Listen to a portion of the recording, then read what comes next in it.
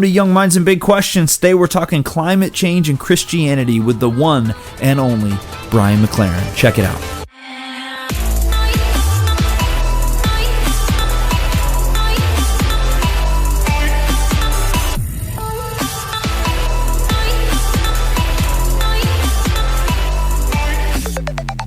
Welcome to Young Minds and Big Questions. So excited to have you with us. My name is Jared. And we're really excited about extra really. That's Anthony, by the way. We've got Brian Mclaren with us, and we're talking about climate change and Christianity. This is the first part of a two-parter podcast that we will be discussing. And today we've got Brian Mclaren. Welcome to the podcast. Great to be with you guys. I love the name of your podcast, and I love this topic. Glad to be with you. Well, we're glad to have you. For those who maybe don't know you, you're an author, an activist, pastor for years, speaker. Could you just share a little bit maybe of your background story? Kind of how did you get to where you're at now and doing what you're doing now? Sure.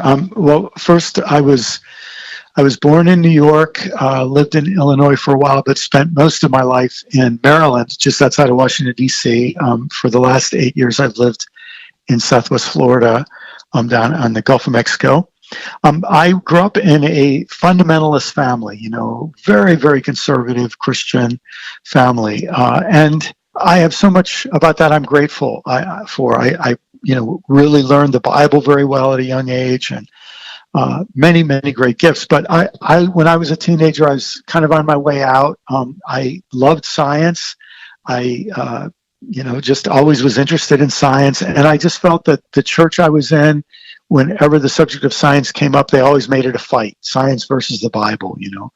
And I just felt that for somebody who has a young mind and wants to ask big questions, I didn't feel like I was allowed to ask questions. And then another big problem for me was I was into music and art and that kind of a thing. And nowadays fundamentalists like rock and roll, but they didn't back then. And I was in a band, and that didn't work out too well.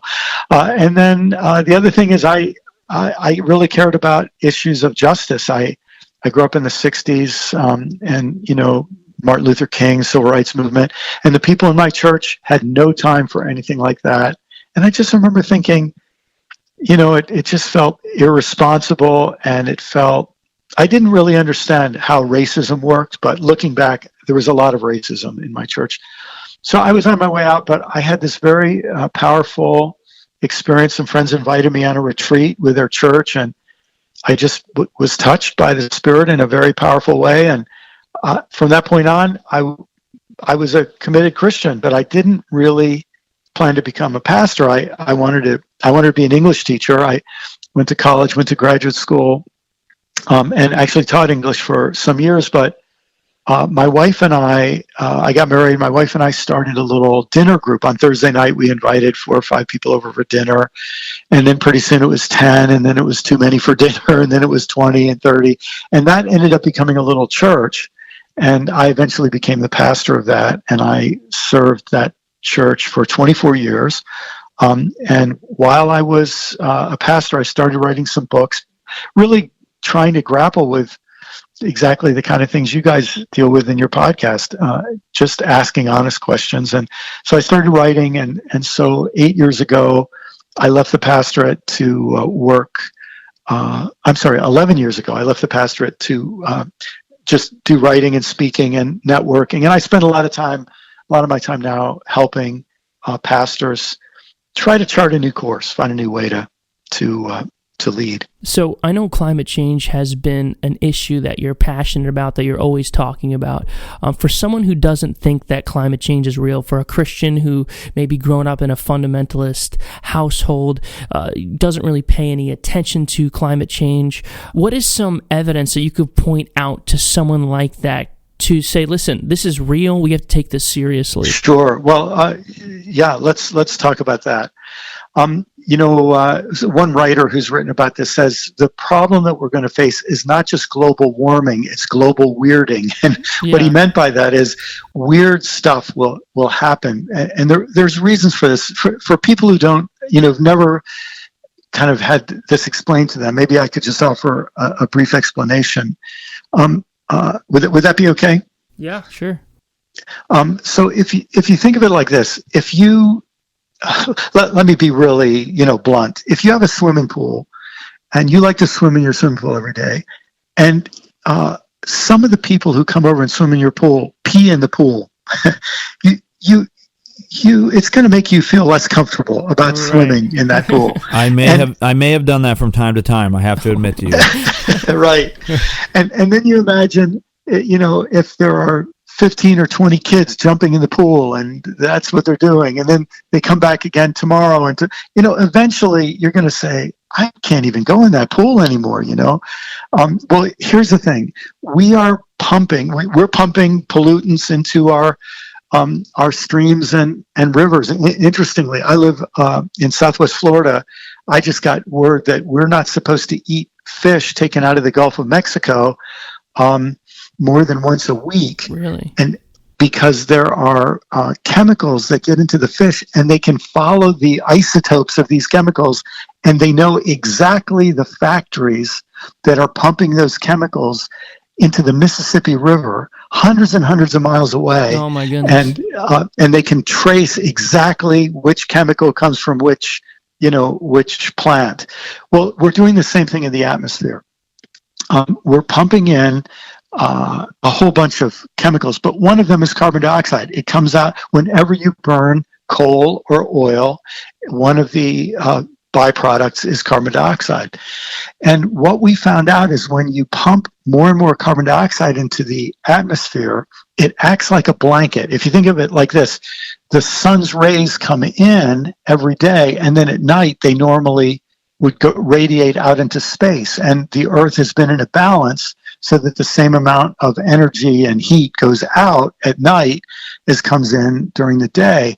But when you put more carbon dioxide, it's like a blanket, and it lets the radiant energy of the sun come in, but it doesn't go out.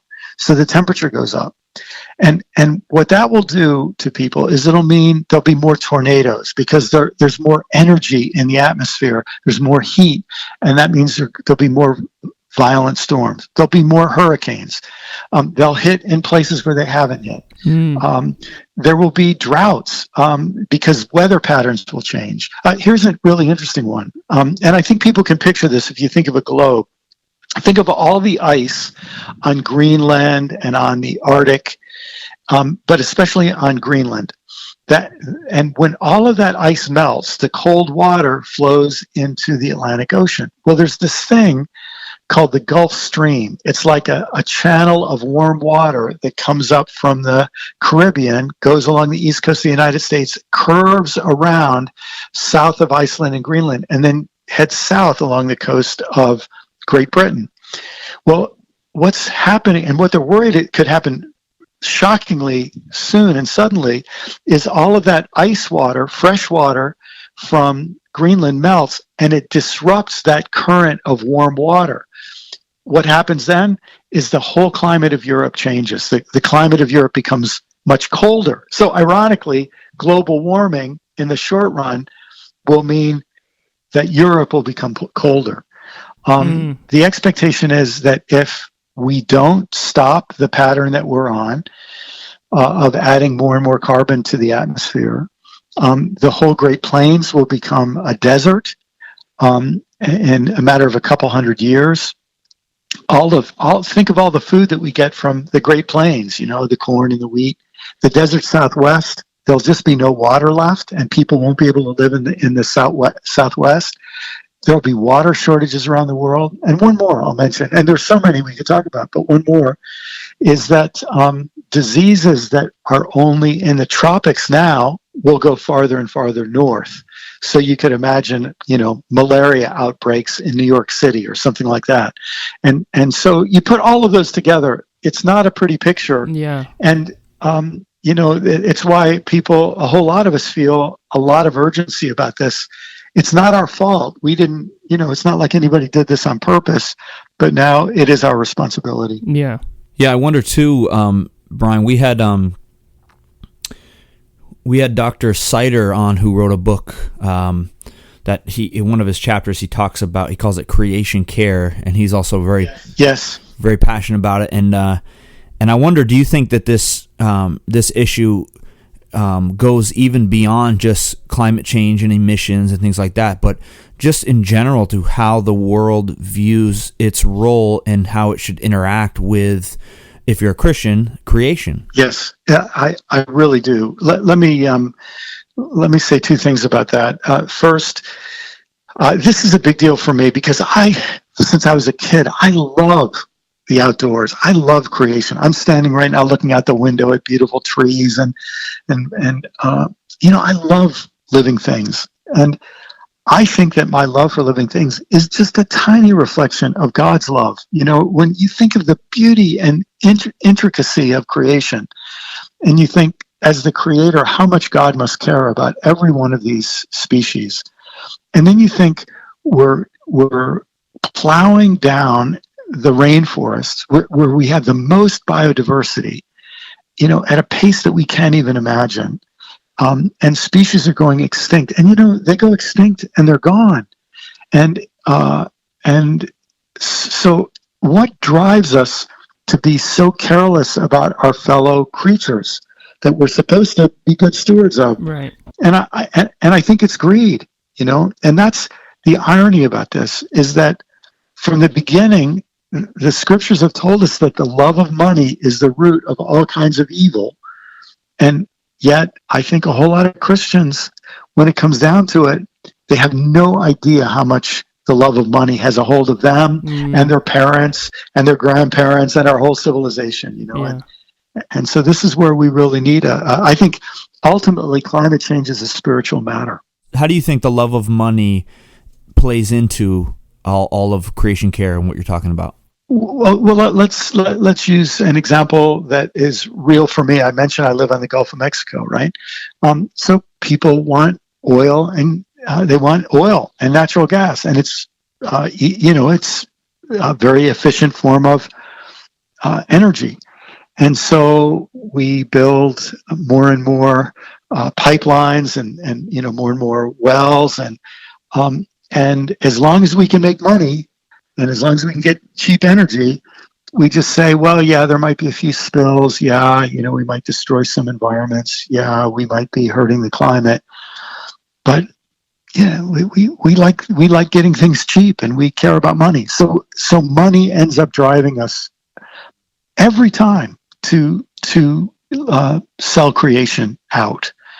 And whether it's blowing the top off of mountains in West Virginia and Kentucky to get cheap coal, or whether it's literally fracturing the rocks, that everything's built on under our feet in Oklahoma or North Dakota. We face these choices, and again, because people want money, they exploit the earth and don't care for the earth. Man, that's really crazy, and it's sad. One congressman, his name is John Shimkus. He actually used a theological justification as to why he doesn't believe in climate change, and he said, "Look, after God flooded the earth with Noah, He promised not to flood the earth again. So how could we be afraid of rising sea levels, all these things? Don't worry. God said He's not going to do it again." Oh, he's saying because Noah's flood, because God made a promise not to destroy the earth with a flood. Yeah, right. Yeah. Exactly. Well, that's just silly. I mean, that's just silly. The poor guy. Anybody who'd say that is not a good reader of Scripture, first of all, and is even worse as thinking about being a responsible person. It's a shame to think a person like that's in Congress, because look, God doesn't have to destroy the earth with a flood. We human beings will do it to ourselves. Right. That's like saying I can hold a gun to my head and pull the trigger, because God isn't going to make me commit suicide. Yeah, I can do it very well myself. It doesn't mean God will stop us from being self-destructive. And so to me, that's just incredibly childish. I mean, it's just an infantile way of reading the Bible to say something like that. That would be like saying, I can find a verse in the Bible that says, ask and it will be given to you. So I don't want to study for my test tomorrow. I just want to ask God to give me a perfect grade. I mean, it's ridiculous. I guess you knew me in high school, huh? Yeah, that's right. And I actually, in speaking from experience, I tried that a couple times and found that God was not willing to be complicit in my irresponsibility. Yeah, it doesn't work. Yeah, it doesn't make any sense. And what's so ironic about this is people will either say God's going to destroy the world so we don't have to take care of it, or God's not going to let the world be destroyed so we don't have to take care of it. Something tells me that logic is a little, little self-serving. Okay, so that brings us to our next question because, Anthony and I have a similar story. Kind of, we both grown up in church. I don't know if they would be fundamentalist churches, but I only understood one view of eschatology, which was kind of premillennialism, the left behind view, dispensationalism, yes. Very escapism mentality, and I hear it all the time now. Everything's good. Oh man, everything's so bad. We just need Jesus to get us out of here. Kind of. How much of that do you think plays into the view on climate change and creation care that people have? I think it's all part of that package. I really do. And I've had people say it to my face. I just had somebody say it to me on Twitter recently. Wow. Exactly that. Oh, God's going to destroy the world soon. We're all going to heaven. We're going to be raptured away. We don't even need to worry about this. And I grew up with that kind of eschatology too. People should know that view called dispensationalism and the idea of this secret rapture of the church, as it's called, never, ever, ever existed anywhere in church history until the 1830s. And it came from a little Protestant group called the Plymouth Brethren. And that's the group that I grew up in. So I grew up in the denomination that created the rapture dispensationalist theology. It is an aberration. I think it's a very, very irresponsible way of interpreting scripture. Can I just give one quick example? Please do. Sure. You remember in the now I forgot exactly the chapter, Matthew, somewhere in the 20s, I guess. Jesus says 2 people will be walking in a field, one will be taken and the other will be left. 2 people will be sleeping in a bed, one will be taken, the other one left. And that's where the left behind idea came about, right? Well, here's the irony of that. If you read that verse in context, it's referring to how people were taken in judgment. The enemy comes in and kidnaps a bunch of people. The enemy comes in and kills a bunch of people. The irony is you want to be the one who's left because the people who are taken are the ones who are taken away in judgment. Right? So that verse has nothing to do with the rapture? It has nothing to do with the rapture. Yeah, so it's just ironic. It means the opposite of what a whole lot of us were taught that it meant. But again, a whole lot of well-meaning people believe this or taught because that's what they were taught, Yeah. And I was taught that. I believe that I taught other people that for many years. Yeah. I wasn't trying to be bad. I was just being faithful to what other people had taught me. But listen, we get in a lot of trouble with that, I'm old. I'm 61 years old. I'm old enough that I was taught in Sunday school that white people were superior and black people were inferior. I was taught this in church. Wow. And people had Bible verses for it. And obviously, I think it's a horrible misreading of the Bible. But people should just remember that just because you were taught this in church doesn't make it right. A lot of bad things have been taught and are being taught in churches. Yeah. And we should say, if you're listening and you're kind of like unsure about some of the terms we've been using, we're talking about eschatology, which is the study of the last days or the end times.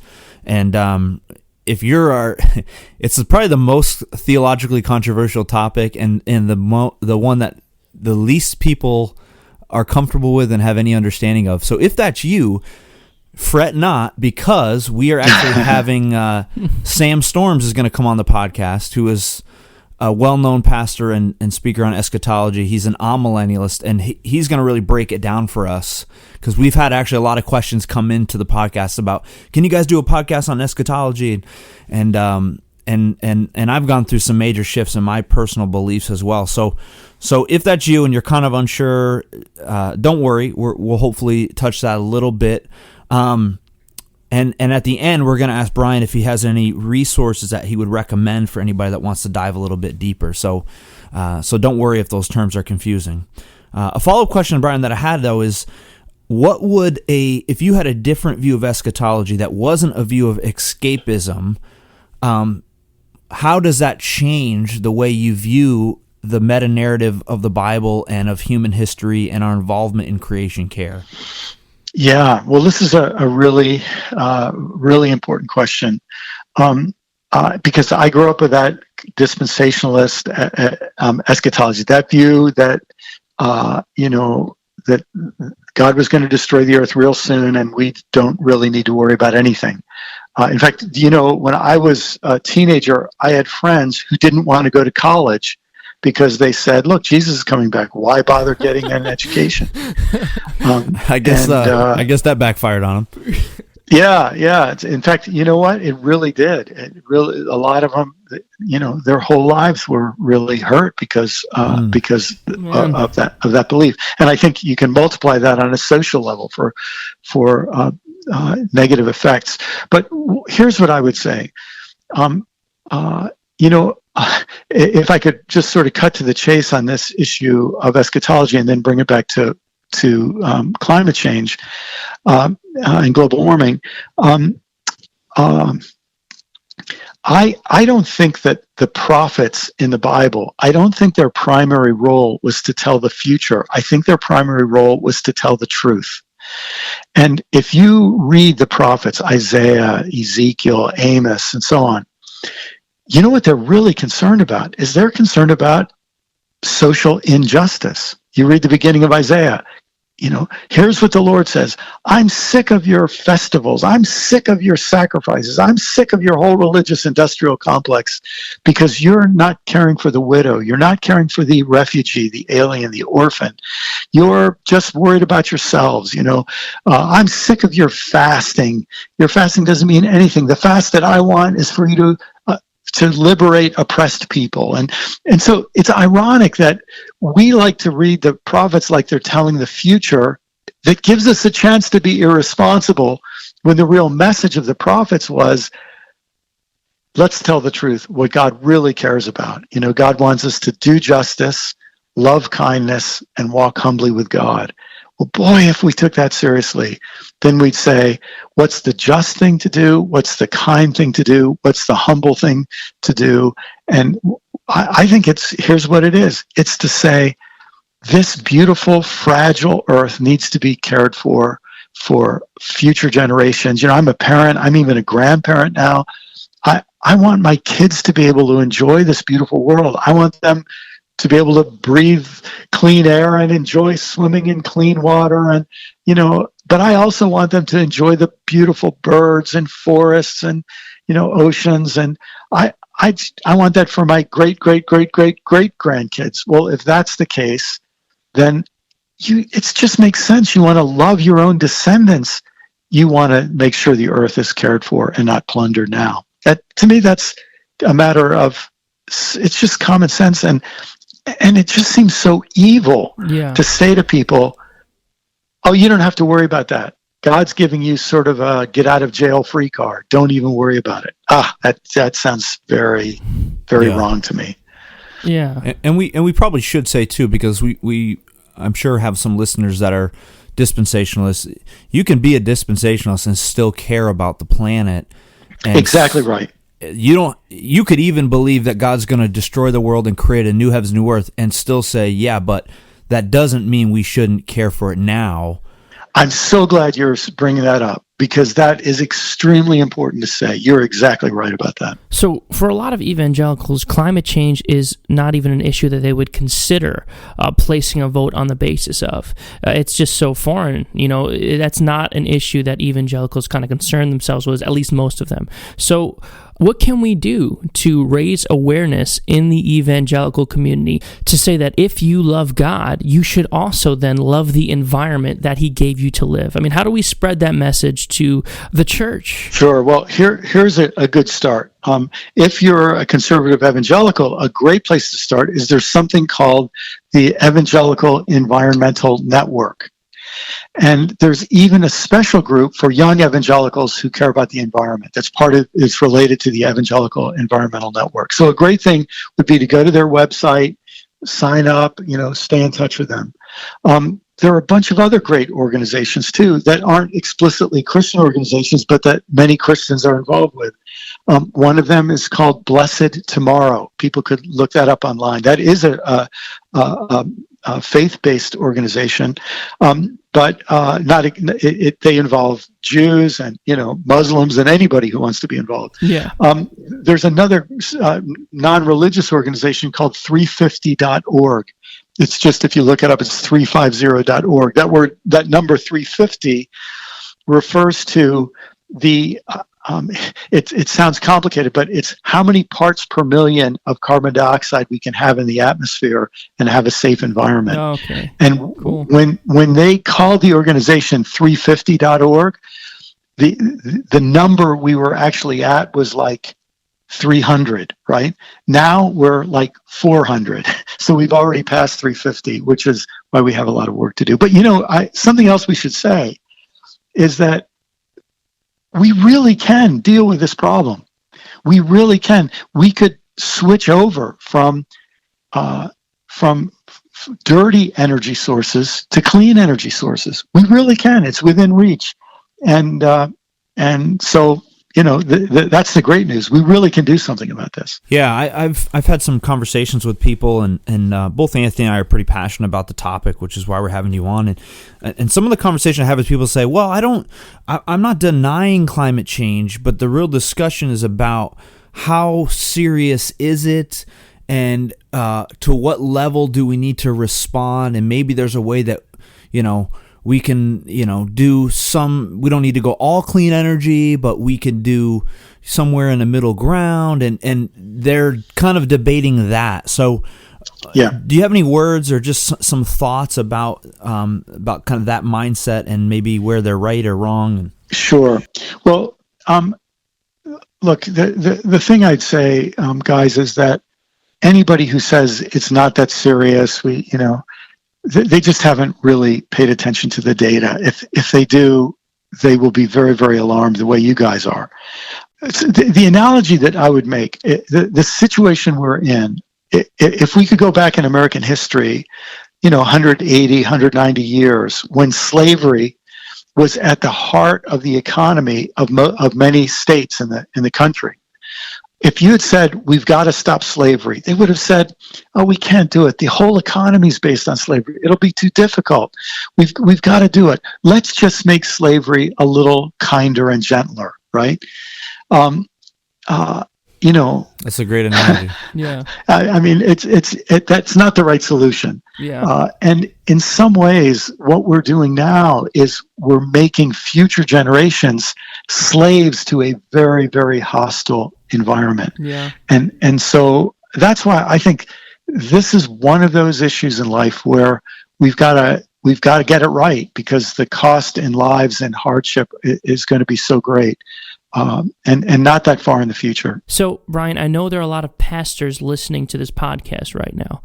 What could they do this Sunday to help combat climate change? What could they do practically in their ministries to help protect this earth that God has given to us? Sure. Well, can I tell you a quick story about this? Please do. So I have a friend who's a Lutheran pastor, and he's actually at a different church now, but he was at a church in Los Angeles area. And an older woman in his church died. And at the funeral, her husband came up to the pastor and said, my wife really cared about the environment. He said, I'd like to do something for the church. And so he pulled out a checkbook and he wrote a check for $1,000. And he said, look, this is way more than you need, but I want you to pay a professional company to do an environmental audit on the church.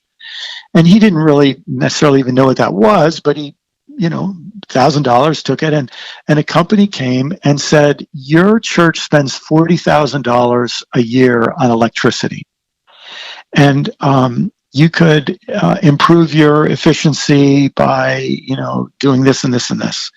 Said, but the really important thing you could do is your roofs are slanted in the right direction, that you could put solar panels on the roof of your church, and you could pay for all of your electricity. So the pastor took this information back to this man. It turns out the man was old, and he wasn't going to live a whole lot longer himself, and he really wanted to honor his wife's love for the church and for the environment. And so he wrote a check for $130,000 Wow. that paid for these solar panels. Now, here's the interesting thing: if the church spends $30,000 a year on electricity, and then they spend $130,000, they'll have a zero electricity bill for the next 20 to 30 years. Yeah. That's a pretty good deal. That's a yeah. really good return on investment. Yeah. And what really is exciting about that is once the church did that, and I actually climbed up on the roof with them and saw the solar panels. And Awesome. in some months, did you know they not only pay zero electricity bill, some months the electric company pays them because they generate more electricity than they use. Yeah. But not only that, but then a bunch of families in the church said, well, gosh, if this is good for the church, we had to do it to our homes. Wow. That sort of thing could happen in thousands of churches around the country. That would be amazing. That's incredible. That is amazing, and I love hearing your heart and hearing these stories. It very much sounds like this is kind of a two-button issue. One is theological, and I think people need to dive back into the theological pool and say, Am I really sure I have this right, or am I just going off of what I've always kind of grown up with or heard?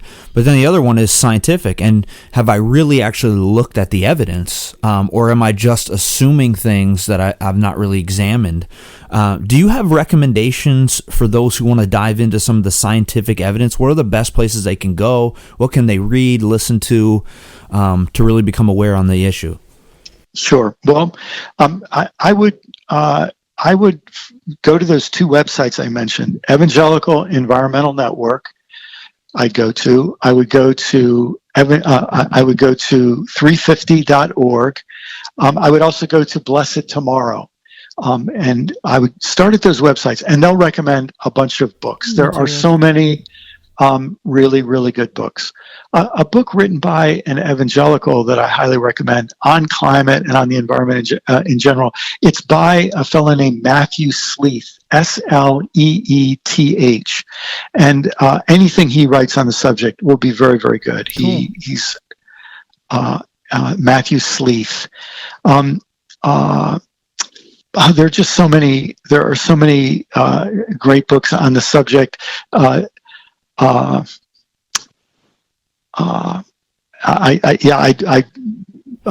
don't even know where to begin. How about as far as theological issues go? Okay. What are some books that you would recommend for people who want to kind of rethink that?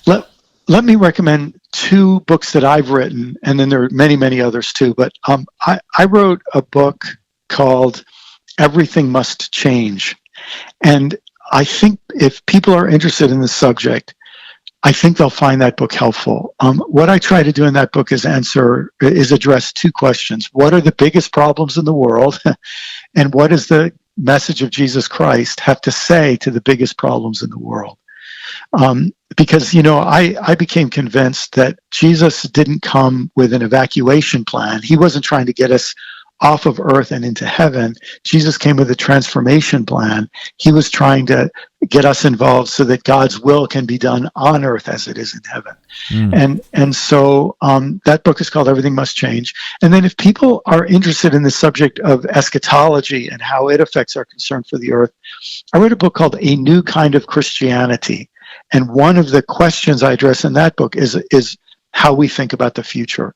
I also address that in a book I wrote called The Secret Message of Jesus, where I wrote this book not for church people, but just for anybody, who really wants to understand Jesus and his message. And one of the subjects that Jesus had a lot to say about was our attitude toward the future. So people will might find that helpful. Awesome. That's great. Brian, are you a fan of N.T. Wright at all? I am. N.T. Wright is one of the people who is doing the best job of helping people get that better understanding that Jesus has a transformation plan, not just an evacuation plan. Yeah. Yeah, I would recommend his book, Surprised by Hope. Yes. He really dives into that idea and kind of, I'm actually reading his newest book now, The Day the Revolution Began. Yes, I just read that a few months ago. Okay, great book, right?